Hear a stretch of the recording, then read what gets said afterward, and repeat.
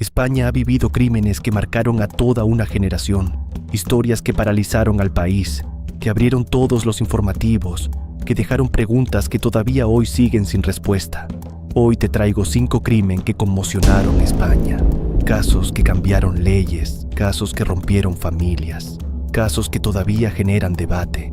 Si quieres que haga el top 5 de tu país, escríbelo en comentarios. El que más se repita es el siguiente. Número 5. En enero de 2009, en Sevilla, desapareció una joven de 17 años tras salir de su casa en el barrio de Tartesos. Se llamaba Marta del Castillo Casanueva. Había quedado con un conocido, Miguel Carcaño, con quien había mantenido una relación intermitente. Las primeras horas fueron confusas. Marta dejó de responder al teléfono y su familia denunció la desaparición. Durante días se difundieron carteles y se organizaron batidas ciudadanas. Pero el 13 de febrero, casi un mes después, el caso dio un giro. Miguel Carcaño confesó haberla matado. Según su primera versión, la golpeó durante una discusión en su piso de León XIII y con ayuda de otras personas, arrojó el cuerpo al río Guadalquivir. La policía activó un amplio dispositivo de búsqueda en el cauce del río. No apareció nada. Ahí comenzó el laberinto. Carcaño cambió su declaración varias veces. Llegó a señalar hasta 4 escenarios distintos: el río, un contenedor, una zanja en Camas e incluso el vertedero de Alcalá de Guadaíra. Cada nueva versión implicaba reiniciar la búsqueda desde cero, movilizando agentes, georradares, buzos y maquinaria pesada. Se rastrearon miles de toneladas de residuos en el vertedero. Tampoco hubo resultado. En 2011 se celebró el juicio en la Audiencia Provincial de Sevilla. Carcaño fue condenado por asesinato a 21 años y 3 meses de prisión. Otros acusados fueron absueltos por falta de pruebas concluyentes. La sentencia confirmó que Marta fue asesinada en el piso, pero nunca se pudo reconstruir con certeza qué ocurrió después con el cuerpo. La ausencia del cadáver marcó el proceso judicial. Sin cuerpo no había pruebas forenses directas. Todo dependía de testimonios, contradicciones y pruebas indirectas. La familia denunció durante años fallos en la investigación y siguió pidiendo que se reabrieran búsquedas. Con el tiempo, el caso se convirtió en símbolo de frustración colectiva en España, no solo por el crimen, sino por la sensación de verdad incompleta. En 2023, volvió a estar en el foco mediático tras el estreno del documental de Netflix, que revisó los hechos y las inconsistencias del proceso. Han pasado más de 15 años. El principal condenado obtuvo el 3er grado y posteriormente la libertad condicional tras cumplir parte de la pena, lo que reabrió el debate social. Pero la herida sigue abierta por una razón esencial. El cuerpo de Marta nunca apareció. Y mientras eso no ocurra, la pregunta sigue pesando en la memoria colectiva. Número 4. En la madrugada del 22 de agosto de 2016, Diana Quer López, de 18 años, desapareció en la localidad de Apobra do Caramiñal, donde pasaba el verano con su familia. Había salido a las fiestas patronales. A las 2:30 de la madrugada envió un mensaje a una amiga: «Me estoy acojonando. Un gitano me está llamando». Fue el último contacto. Poco después, su teléfono dejó de emitir señal. Durante las primeras horas se pensó que podía tratarse de una desaparición voluntaria, pero el silencio prolongado activó un amplio operativo. Se rastrearon montes, carreteras y zonas costeras de Galicia. El caso generó una enorme atención mediática y social. La investigación dio un giro 16 meses después. En diciembre de 2017, la Guardia Civil detuvo a José Enrique Abuin Gay, conocido como El Chicle, en la localidad de Rianxo, tras intentar secuestrar a otra mujer. Durante el interrogatorio confesó haber interceptado a Diana aquella noche. Según la sentencia, la abordó cuando caminaba sola hacia su casa, la introdujo en su vehículo y la trasladó a una nave industrial abandonada en la parroquia de Asados. Allí se produjo la agresión y posterior muerte. Después ocultó el cuerpo en un pozo dentro de esa nave, sumergido en agua y cubierto con bloques de hormigón para dificultar su localización. El 31 de diciembre de 2017, tras la confesión, la Guardia Civil encontró el cuerpo en ese lugar. En noviembre de 2019 se celebró el juicio en la Audiencia Provincial de A Coruña. El jurado popular declaró a Abuín culpable de asesinato con alevosía y agresión sexual. Fue condenado a prisión permanente revisable. El caso marcó un antes y un después en el debate público sobre seguridad, reincidencia y revisión de penas. También influyó en la discusión sobre la prisión permanente revisable en España, una figura introducida poco antes y que generó fuerte controversia política y social. Más allá del proceso judicial, el caso dejó una profunda huella colectiva. Durante más de un año, España entera siguió cada pista, cada rumor, cada esperanza de encontrarla con vida. La diferencia con otros casos similares fue el cierre físico. El cuerpo apareció. Hubo condena firme. Hubo reconstrucción judicial clara. Pero la pregunta que quedó en el ambiente durante meses fue otra. ¿Cómo pudo ocurrir en plena fiesta, en un entorno aparentemente seguro? Número 3. En septiembre de 2013, Galicia volvió a quedar en shock. Assunta Jonfan Basterra Porto, de 12 años, fue hallada sin vida en una pista forestal cercana a Santiago de Compostela. Assunta había sido adoptada en China cuando era bebé por el matrimonio formado por Rosario Porto Ortega y Alfonso Basterra Camporro. Era una niña con altas capacidades, estudiaba música e idiomas y llevaba una vida aparentemente estable. La noche del 21 de septiembre, Rosario denunció su desaparición.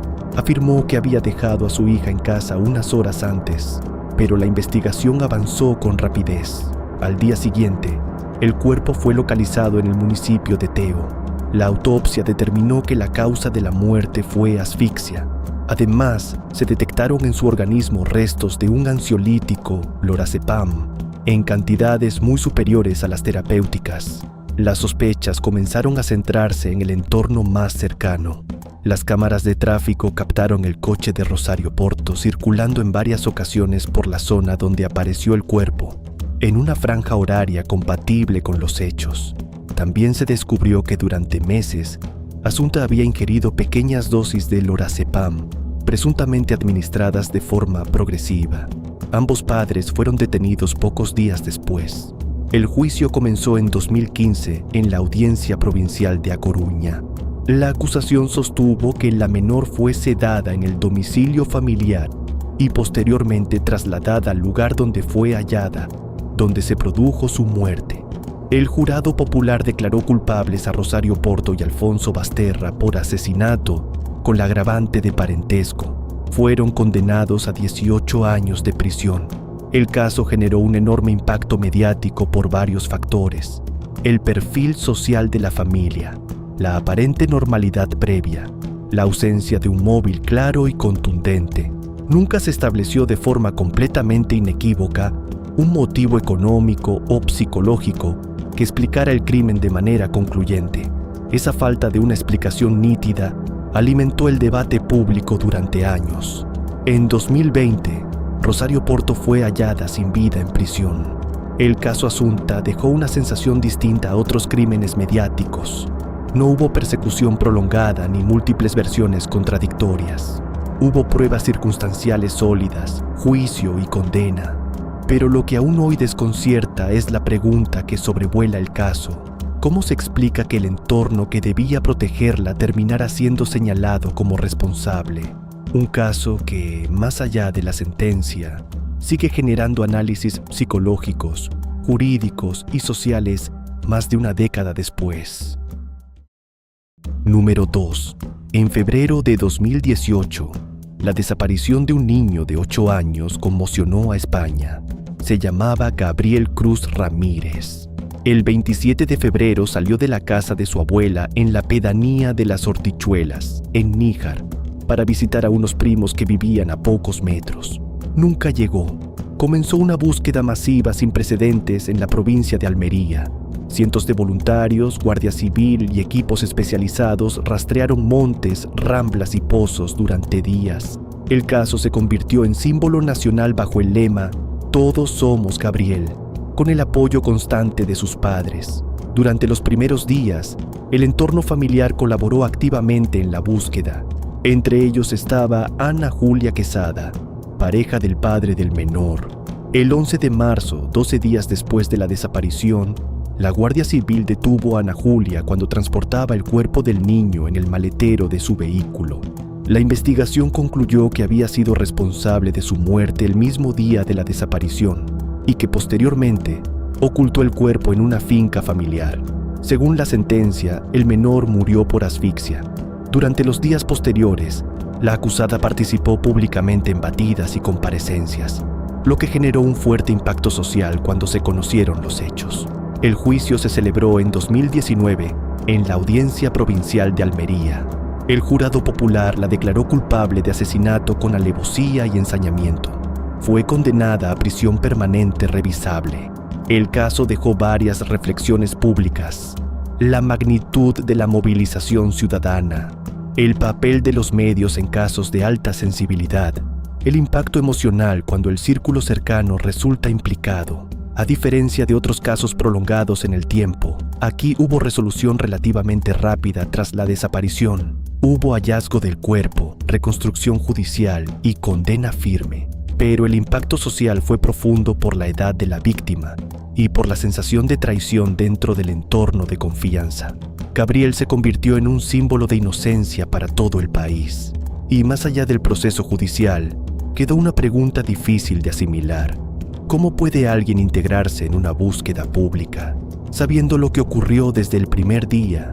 Un caso que marcó a España y que todavía hoy se recuerda como uno de los episodios más dolorosos de la última década. Número 1. En octubre de 2011, en Córdoba, José Bretón denunció la desaparición de sus dos hijos, Ruth, 6 años, y José, 2 años, en un parque. Afirmó que los había perdido de vista mientras jugaban. Se activó un amplio dispositivo de búsqueda. Durante días, la imagen de un padre aparentemente devastado ocupó informativos y portadas. España entera seguía el caso, pero desde el principio hubo contradicciones. Los investigadores detectaron incoherencias en su relato y movimientos sospechosos en su finca familiar, Las Quemadillas, situada a las afueras de Córdoba. Allí se había producido una hoguera de grandes dimensiones el mismo día de la desaparición. En un primer análisis forense se concluyó erróneamente que los restos óseos hallados eran de origen animal. Meses después, un segundo informe confirmó que eran humanos. La investigación determinó que Bretón había acabado con la vida de sus hijos y posteriormente intentó ocultar pruebas mediante la incineración de los cuerpos. El juicio se celebró en 2013. Fue condenado a 40 años de prisión por 2 delitos de asesinato. El caso impactó por varias razones: la implicación directa de un progenitor, la utilización inicial de una falsa desaparición para desviar la investigación, el error forense inicial que retrasó la confirmación, el trasfondo de un conflicto de separación con su expareja. No fue solo un crimen, fue una manipulación pública prolongada mientras el país entero buscaba a 2 niños que ya habían fallecido. El impacto psicológico fue profundo porque rompía uno de los pilares básicos de confianza social, la protección parental. A diferencia de otros casos mediáticos, aquí hubo una reconstrucción judicial clara y condena firme, pero la crudeza del contexto, 2 menores y la puesta en escena inicial lo convirtió en uno de los episodios más estremecedores de la crónica negra reciente en España. Muchos consideran que marcó un antes y un después en la percepción pública de este tipo de delitos.